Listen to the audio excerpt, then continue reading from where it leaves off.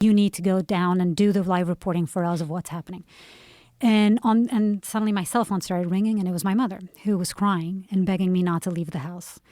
And I had to explain to her, Mom, this is like my dream is to become a journalist. It's part of my job, and I have to go. Anyway, an hour later, I was at the rooftop of this building surrounded by all these journalist heroes of mine that I grew up watching on live television and shaking. I was so nervous. I wasn't sure if I was going to be able to put two words together.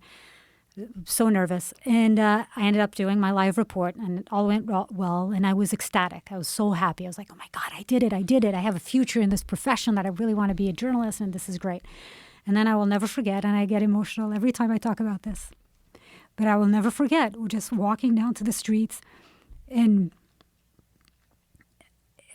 it's every time I talk about this, and seeing the first people looking for their loved ones, right? And it's like the posters with the faces of the husbands and the children and not knowing where they were. And that moment totally changed my life because, sorry. It's okay. It was a moment that first of all, realization, like, what the fuck? This is not about you, and this is about something so much bigger that's happening where so many people are affected by this. And it was the moment also that I realized that the kind of journalism that I wanted to do was try to understand why this sort of evil happens in the world and how do things like this exist. And a year after I graduated from Columbia, I moved to the Middle East.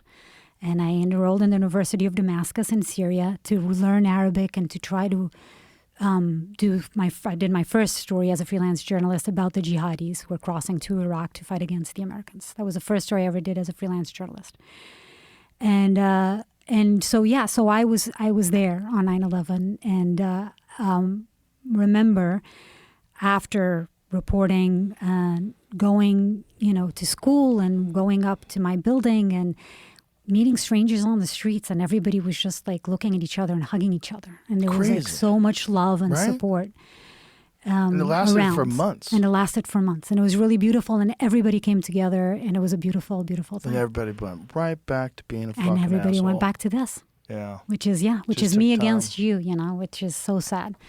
Well, for just that one brief moment, I realized, like, during that time when everybody had that American flag on their car and they were driving around with it in L.A., which is like one of the most unpatriotic places in the country. They all had American flags in their car. It was a crazy moment, and I realized, like, this is possible to unite us. Like, we don't have to be in this stupid mindset. But why does it take something terrible? Why does it take a tragedy for us to be united? And what's so sad is that 3,000 people died on that day, right? I'm going to bring it back to drug and alcohol addiction, but 3,000 people die every single week in America from addiction, from drug and alcohol addiction. Yeah. These crises are happening every day, and like, yes, let's actually unite to do some good and to try to solve problems instead of dividing to try to figure out how to hate more another person. Yeah.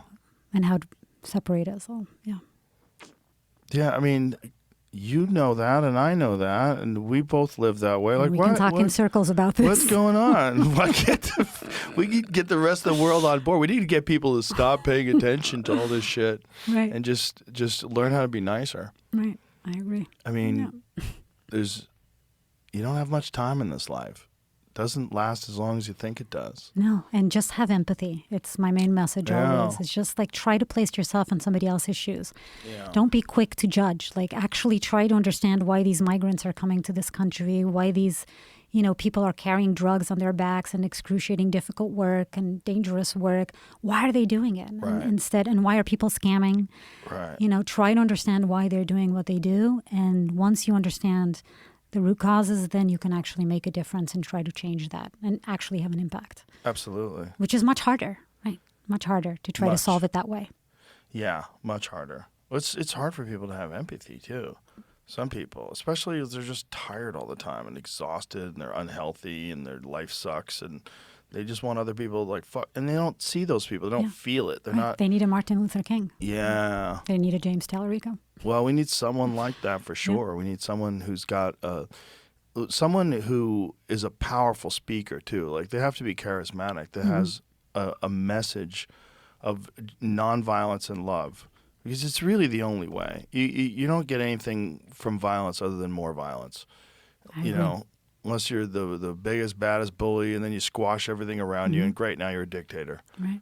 You know, it's not good for any of us. No, it isn't. No. And it's contrary to what we're supposed to be about in the first place. This is supposed to be the United States of America. No. We're supposed to be a community. Mm-hmm. I don't think that LA is the most unpatriotic. I know you don't like LA. I still live there, and I know you don't like it, but I disagree that it's unpatriotic.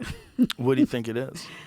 Why would you say it's unpatriotic? California is an incredible state. I know. If you have an American flag in front of your house, people will call you racist. That's a fact. I haven't seen that happen. That's a fact. That's a fact. There's a lot of indoctrinated young kids. Perhaps, and those people are assholes, and they're as full of hate as the other side. You don't get that in Texas. Right, That's the but difference. you also have places in America where if you have an LGBTQ flag on the front of your door, you're called lots of other things. Sure. Yeah. Right, so that goes both ways. Well, that's not necessarily patriotism. That's just being an intolerant asshole. Right.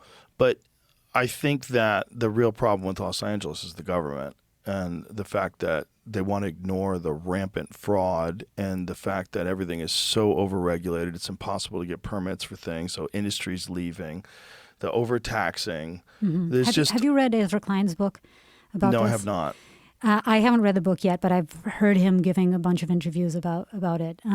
He's getting attacked for it now. People are saying he's leaning right, which is hilarious. But it's about how he's a Democrat, as you know, but how Democrats have to figure out how to make the system work and how to build things and how to and not do what you were saying, create all these limits and these problems for like building houses in the Palisades. And it's also the problem is that Democrats are the Democrats of 2025, not the Democrats of 1994.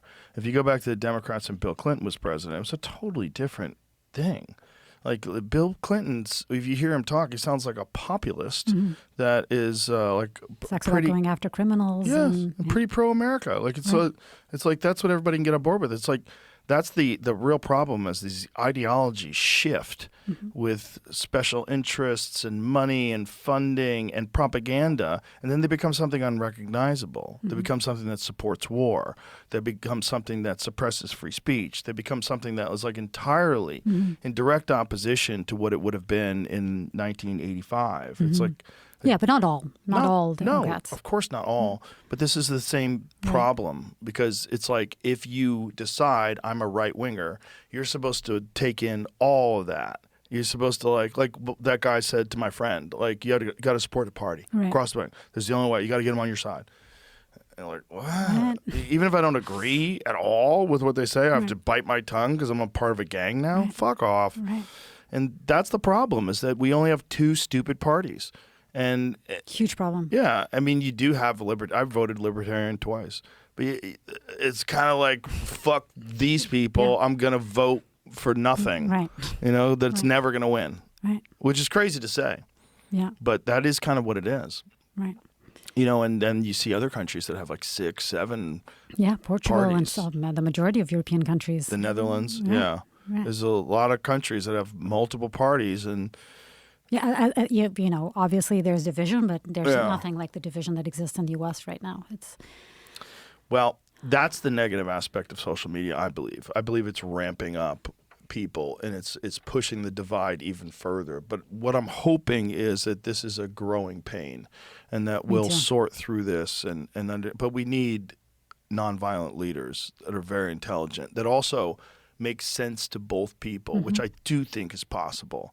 Both groups, both ideologically captured sides, which I do think is possible. Because in the middle is where we all live. In the middle is where all live. We all want safety. We all want education. We all want fairness. We all want to make sure that no one's polluting and good access to resources and a chance